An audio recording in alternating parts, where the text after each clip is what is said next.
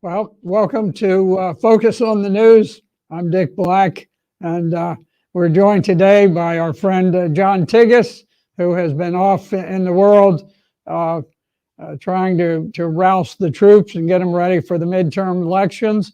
Welcome back, John. Thanks. I don't know if it was midterms, but we better get ready because the storm's coming, my friend. The storm is, in fact, I think it's here. But speaking of storms, big concern about how bad winter may get in Europe.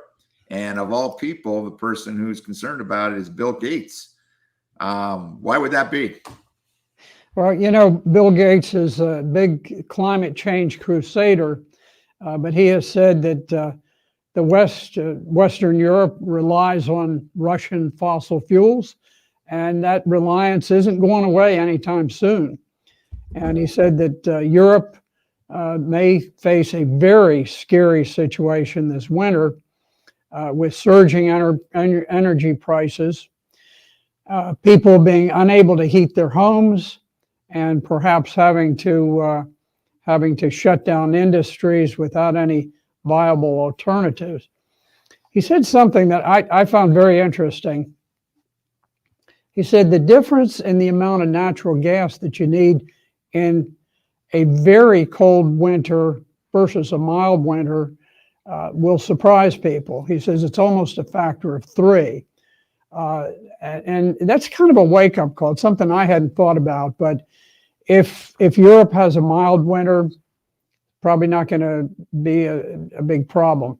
But if they have a cold winter, or particularly a very cold winter, all of a sudden you triple the amount of gas that you need, and they don't have it.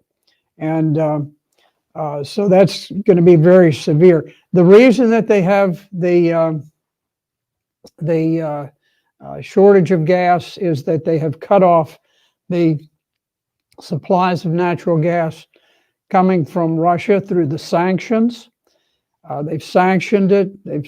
They stopped paying for it. They've done all kinds of things to block it. Well, that hurts the people of Europe.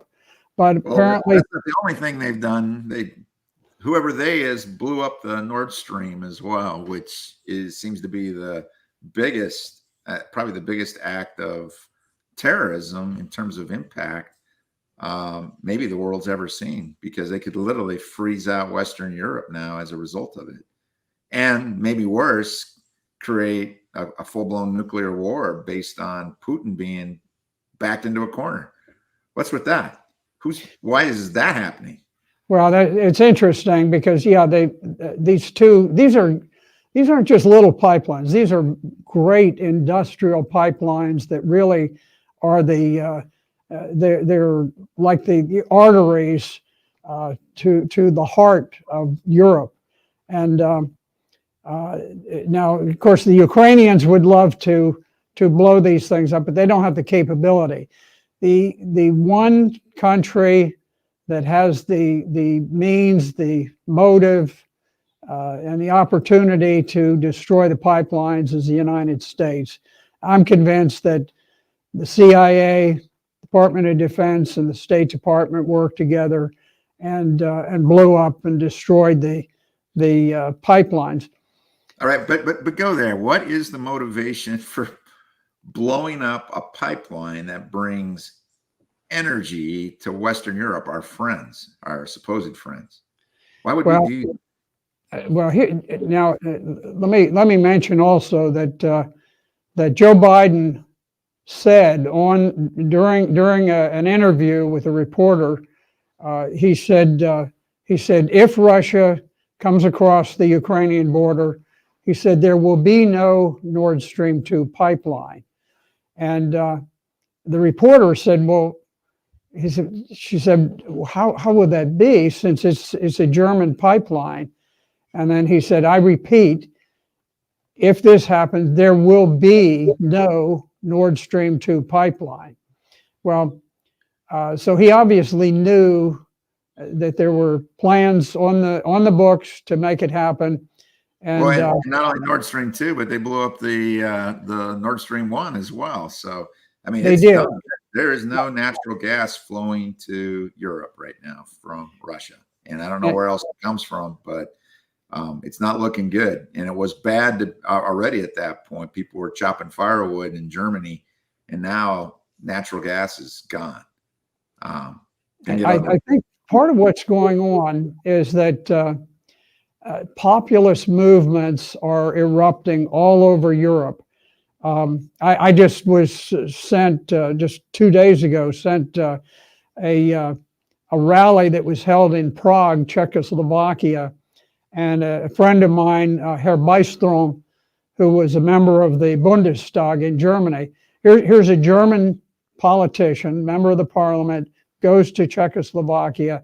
There are 100,000 people there, and his message was, our war is against globalism.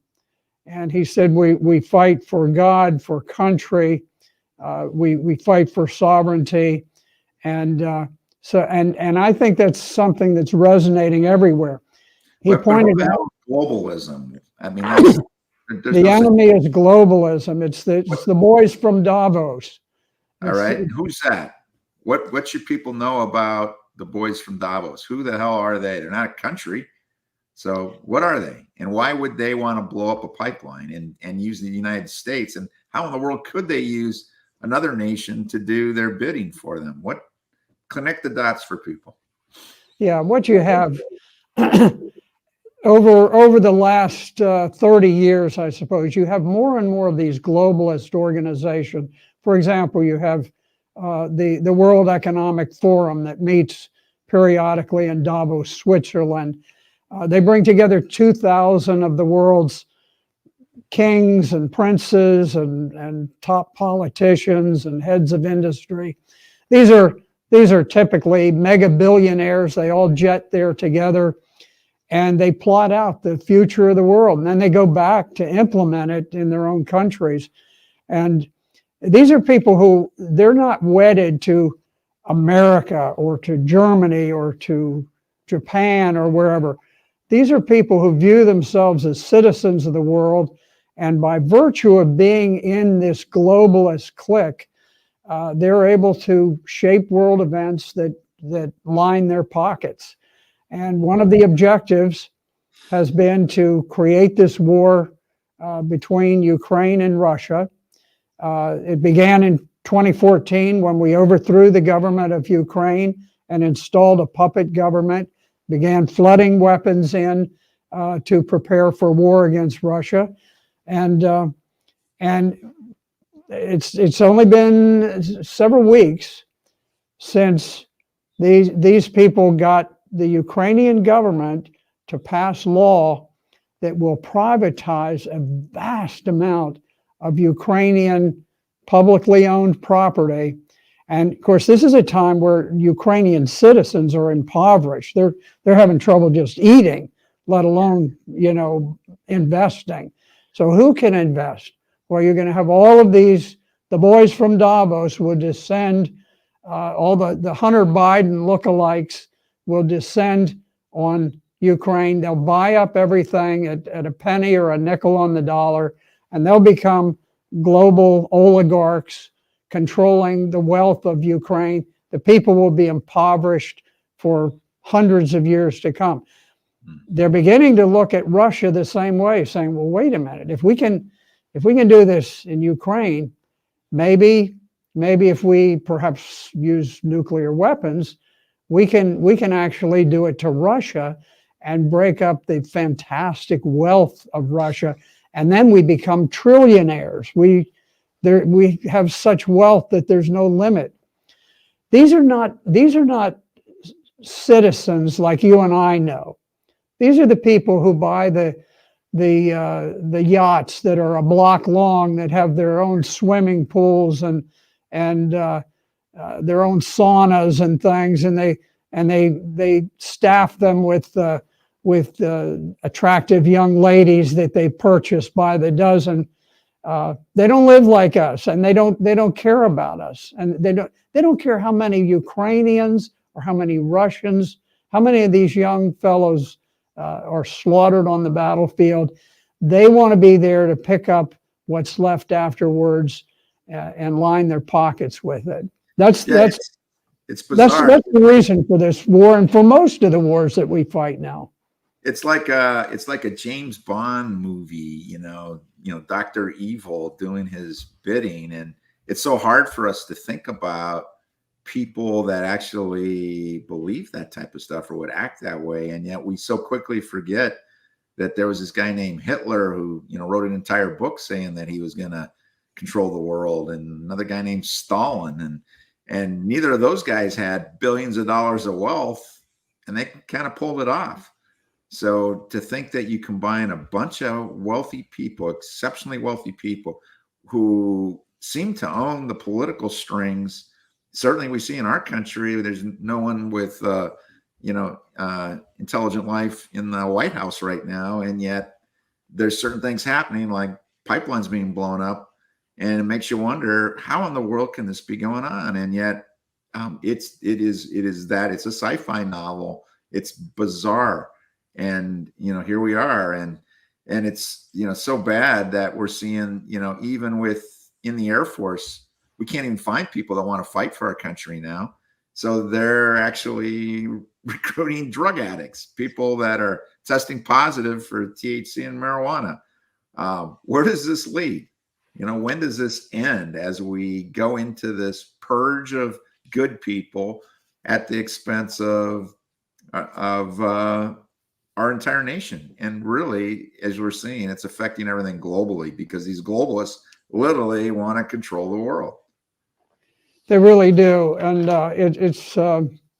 it's very dangerous. The wars that we're fighting, they do not benefit the American people one iota.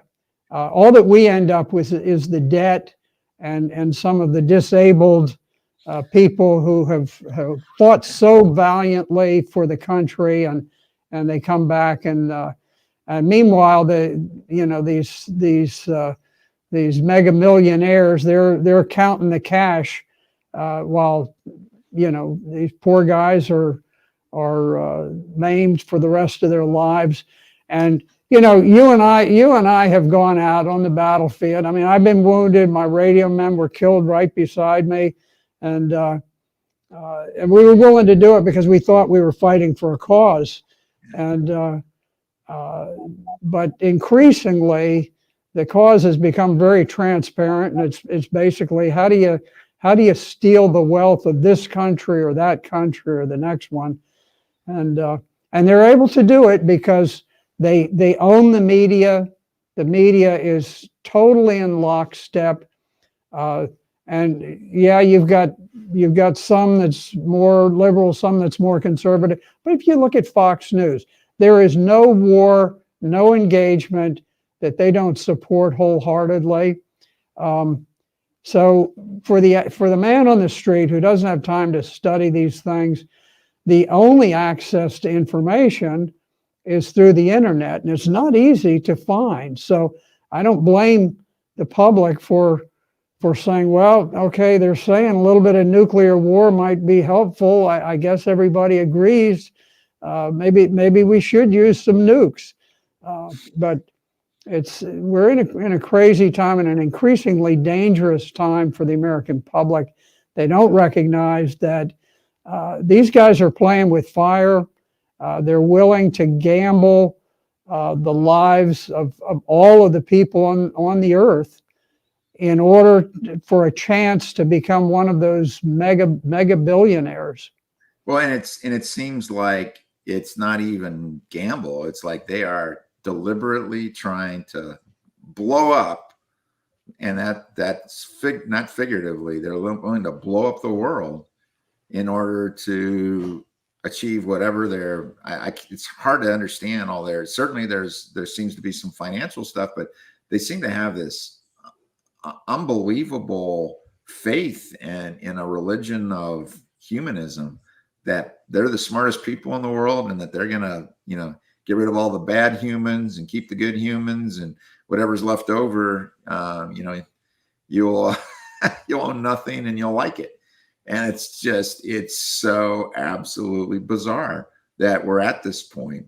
And we see it as well beyond the Air Force recruiting. drug addicts to fill their ranks. We're seeing in the schools as well, just locally here in Loudoun County, student was beaten to the point of being in critical condition. And it appears that it might have been racially aggravated or motivated. Everywhere we look, we're seeing chaos and destruction. What do you make of that? Yeah, this was a student at Independence High School here in Loudoun County. Loudoun County being the epicenter of the entire revolution over critical race theory and transgenderism, a movement that's we're on the winning side right now. We're going to win this battle, at least to some extent. But in any event, one student beat another student so badly that he was hospitalized in serious condition. And he's been charged with aggravated malicious wounding, which is a Class 2 felony in the state of Virginia. And now, a Class 2 felony can include a minimum of 20 years in prison, up to a life sentence, and a fine of $100,000. Now, because he's a juvenile, he gets to skate. That's typically the way that these things go, is a juvenile gets off with a, No with a hand, consequence. with a hand slap. And Particularly here in Virginia, where a principal can actually not even report violent crime if the person's skin color is the right tone. Apparently in this case, it was so bad they had no option but to report it. But where does this lead when such violence takes place in school and people do nothing to stop it? Everywhere as we look now in society, there's all this massive violence taking place. People getting stabbed in the street and people walking by. People, certainly in New York City, every day there's another story. In Chicago, just about every time you turn around, they've got a new record number of homicides over the weekend and shootings. Atlanta, I think, now leads the country in crime rate. Atlanta used to be kind of a quiet, southern, charming town, and now it's completely crime-ridden. Crazy stuff. What do you make of all this? well, I think a lot of what's going on stems from the teaching of critical race theory in the public schools. Critical race theory is a Marxist concept designed to pit different races against one another with the goal of ultimately causing a violent revolution where one group kills the other group. That's ultimately where they're going with it. Critical race theory has been endorsed by the National Education Association. They passed a resolution solidly endorsing critical race theory. They did that within the last year. And this stuff has deep roots in the vast majority of schools across the nation. And what it does, they hold these classes. They do it even in kindergarten now, and they'll kind of separate the kids. Sometimes in some schools they've even put racial tags on them to say, I'm privileged or I'm oppressed or whatever. And what they're doing, you've got the schools seem to be run these days by racists and by homosexual activists. Those are the two groups. And they will separate the children and they will say, look, this group over here, you are oppressed. You need to walk around with a chip on your shoulder all your life and be watching for microaggressions. If somebody looks the other way when you pass by, you need to give them the business. And then they say, okay, and these are little Mary over there, she's a white girl, and little Anna, she's an Indian, or she's a she's Korean or Vietnamese. These people are oppressors. They're privileged. They're oppressors because they haven't burned down their neighborhoods yet. So look how nice their houses are, and look how yours are after the mob swept through, the BLM Antifa mob, and burned everything. Look, you're oppressed, and these are the people who oppressed you. Well, no, they aren't. It's Black Lives Matter, and it's Antifa that oppressed you. It isn't these poor little white girls and Well, Indian. the ironic thing is most of Black Lives Matter is a bunch of white people as well. So, I mean, Well, that's and right. NAACP here in Loudon is mostly white. So, I mean, I it's think crazy. that's true. We got Most- the whites trying to most- pretend to be black, who then turn their anger on whites. I mean, it doesn't make any sense at all. Yeah, And yet, that's a good point. That's a good point. The majority of Black Lives Matter are radical Marxist white people, and it's not that there aren't radical black people in the movement, but I think all across the country, the majority are privileged white Marxists, and they're out there leading the mobs, charging, creating all the violence they can. That's a good point, though. Well, it's crazy, and I think what you're saying is that it justifies people's violence towards other people because of all this divisiveness. It's not so. It's got to stop, and we can't. I mean, certainly, if we're paying people to teach people from a young age, we shouldn't be surprised that they start acting that way, and that they won't stop it. Other people won't intervene because out of fear. It's crazy. And you know, another thing that's been crazy down in Alabama, we just got a Supreme Court ruling on gerrymandering. The traditional go in, you know, you win an election or gain control of your legislature, you go out, you change the lines to make them favorable for staying in power. Speaking of the NAACP in Alabama or Birmingham, they filed with Supreme Court saying that this was racist to, you know, put more Democrats or Republicans in certain districts.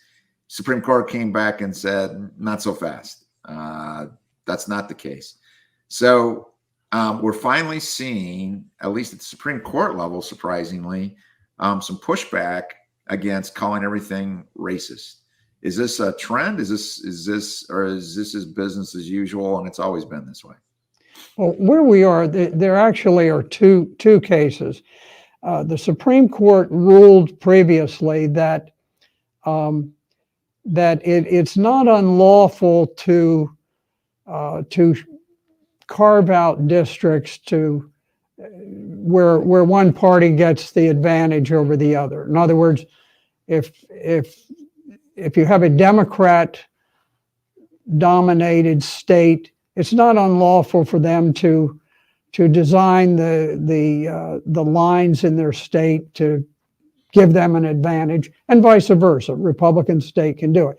Now that's been decided, but now there is a case that will be. It's actually been argued. It hadn't been decided, but this one deals with an Alabama redistricting plan. And back during the civil rights riots and protests and so forth, Congress enacted the Voting Rights Act, and it created significant advantages for blacks over other races. And it was supposed to be a very temporary thing, has turned out to be something that goes on and on. But I think the Supreme Court now is looking at that. They haven't rendered a decision, but they will now decide whether not only is it permissible for the Democrats to carve districts that give them an advantage and vice versa, but that you really shouldn't be worrying about race when this happens. Now, one of the things that people aren't aware of, because they've been sort of indoctrinated, the idea that somehow people want to push blacks out of a district because for reasons of discrimination. But as somebody who has run 13 very hotly contested elections, I can tell you that all that you care about is who will vote for you, because you want to stay in office. You can't do anything if you're not in office. So the fundamental issue, and the reason that blacks tend to be clustered in districts, is that they tend to vote very, very heavily Democrat. Now, there aren't any groups that are quite so heavily Republican based on race, but basically the parties, when they carve out districts, they don't have the slightest interest in the racial makeup. All they care about is the voting patterns. How have these people voted in the past? And it can be for various reasons. But if, as a Republican, I want as many Republicans in that district as I can, as many people who will vote for me.